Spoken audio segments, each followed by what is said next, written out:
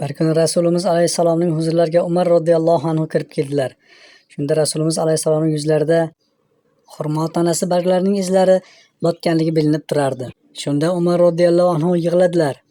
Ko'zlaridan tinmay duv-duv yosh oqardi. Shunda Rasulimiz alayhissalom: "Ey Umar, seni nima yig'latdi? Nega yig'layapsan?" dedilar. Shunda Umar radhiyallohu anhu shunday dedilar: "Ya Rasululloh, dunyoda shunday podsholar bor, ular qasrlarda, go'zal saroylarda, yumshoq o'rindiqlarda yotishadi.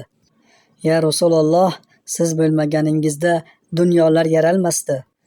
Butun dunyo sizga bo'ysunishga tayyor" dedilar. Shunda Hazratimiz Rasululloh sollallohu alayhi vasallam tabassum qildilar. "Ey Umar, qo'yaver.